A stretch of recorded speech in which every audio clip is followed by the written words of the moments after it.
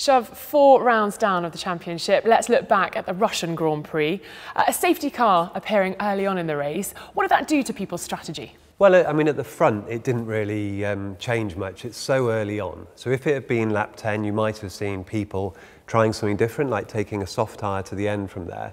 But so early on, you don't want to lose the track position if you're at the front. So as expected, we all stayed out. The only interesting things from that were really at the back. The Saubers, also Van Dorn in the McLaren, they came in and they got rid of their super soft tyres and went to the Ultra. And what they were effectively doing was from there, what looked like a one-stop with two Ultra tyres, just because it's a quicker tyre. It was better than the super soft. So we have the safety car out for 3 laps. After the safety car appeared, Lewis started talking about some overheating that he was feeling. What caused that and how did it affect his race? Well, we were a bit caught out by the weather. We'd been expecting it to be about 23 degrees. Sunday morning, the forecast was for 24, and we were actually seeing more like 26. So the cooling we had on the car for the race was insufficient, really. It was fine for Valtteri. He was up the front in free air. But for Lewis, it's when you lose the clean air and you're in dirty air from the car in front, it all runs hotter. And we were having to get him to just back off, pull out of the tow, but also just keep that gap. So we couldn't really let him attack Kimi properly. If we look up in the top left-hand corner shelf, we can see predicted pit strategies. No one in the top 10 was really jumping for a pit stop. Why was that? Well, it was a very strange race, partly because the tyres were so consistent. So you didn't have this degradation that normally pulls you in. It's normally quite sudden and you've got no option but to stop. But also, it was weird because everyone had each other at arm's length. The gaps were such that there was no point in attempting an undercut, because if you stopped, the other guy could cover it easily without any stress. So you saw this with Lewis and Kimi, for instance. If we'd stopped, Kimi would have just reacted and we wouldn't have gained anything. The other factor was that people were just waiting for that safety car if it came. Because if we'd stopped Valtteri, and in fact when we did stop Valtteri, if there had been a safety car the lap after or a VSC, then Sebastian could have done a quicker stop because we're running around under that slower delta lap, and he would have ended up in front and won the race. So it was really covering the risk, but it was quite strange to get such a long period where no one was reacting. It was a bit of a Mexican standoff, and you'd have heard us saying to Valtteri it'll be another 3 laps, and then we added another 5 laps to his stop. Just going further and further, really, because the tyres were hanging on and there was no reason to come in. So when the pit stops did start to happen, we were on lap 27 for Valtteri, but then Sebastian Vettel managing to keep his tyres on until lap 34, so much longer. Why did those two strategies evolve? Well, for Valtteri, we were starting to see a bit of degradation. He'd been pushing hard early on to try and get the gap, and also we'd been telling him one stop lap, and then we'd gone further and further and further. So eventually the tyres will always come to the end of their life. That was one factor, and also there was a lot of traffic out there, and it was quite hard to get through this traffic. So with Valtteri, we were a bit worried that this gap that he'd worked so hard to build up in the early phase was going to start to shrink quite a lot as we were hitting the traffic with the older tyres. So we came in, but then you said Vettel stayed out. Well, that's back to this point about the safety car. So what he's doing there is just banking on the fact that if there is a safety car, he's got a shorter pit stop. He would have dropped in front of Valtteri and he would have won the race from there. So it's all just to do with that balance of risk. But his tyres were holding on. There was no real reason for him to react to us at the time. Now, the other thing he achieved was obviously the fresher rubber at the end of the race. So those 7-lap newer tyres, you could see, allowed him to really make inroads into Valtteri's gap. And when Valtteri did pit, we saw a very fast pit lane time from Bottas.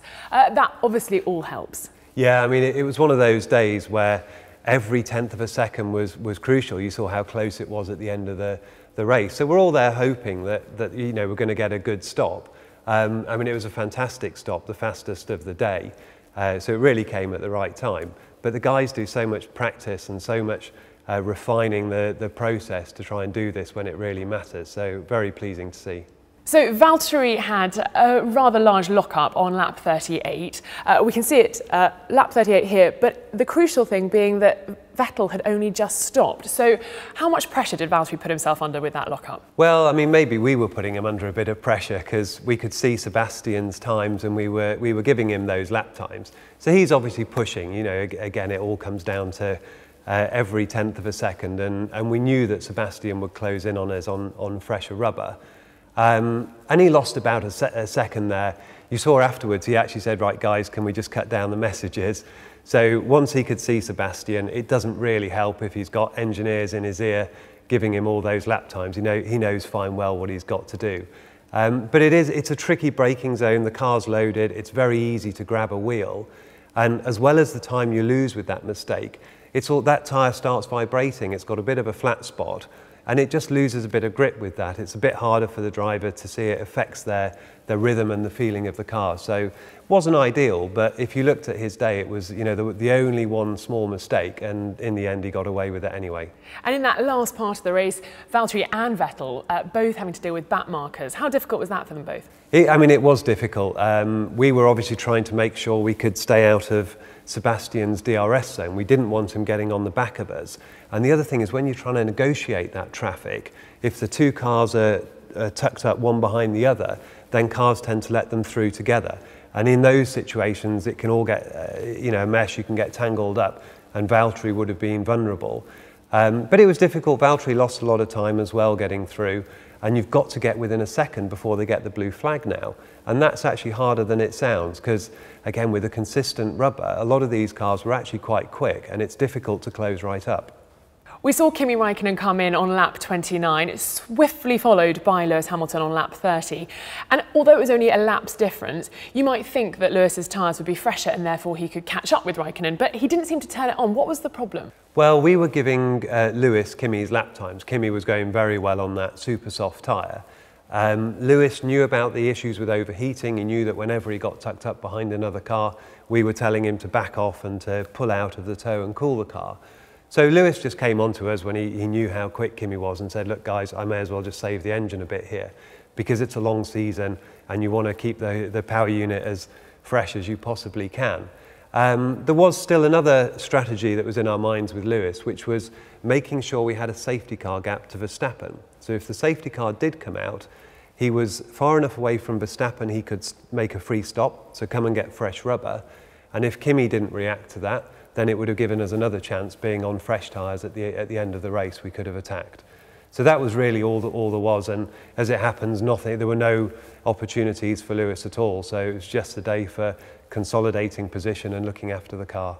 If we look at the top 10's tyre strategy, we can see that everyone ran the ultra soft, then the super soft, but if you look at Nico Hülkenberg's, he's managed to make that ultra soft work very, very, very long into the race. Did that surprise you? I mean, it was a surprise how far he'd gone. If you looked at as the race as it evolved, you could understand why he wasn't stopping. He wasn't really losing a lot of time to anyone. So he was able to run around the same times as the cars that had already pitted. And what he was trying to do was look after it and then be on fresher rubber at the end. Again, if there's a safety car, you've got better tyres, you can attack at the restart. He was also able to close down Ocon. He dropped out about 5 seconds behind, and he was able to close up in those final stages using that fresher rubber. But it's quite difficult to overtake if you haven't got a big lap time difference. So again, it didn't really pay off for him, but there was no downside, and you're just trying to offset yourself to the other cars. Thanks so much, Shav. We move on now to the Europeans. Next stop, Spain. Thank you very much.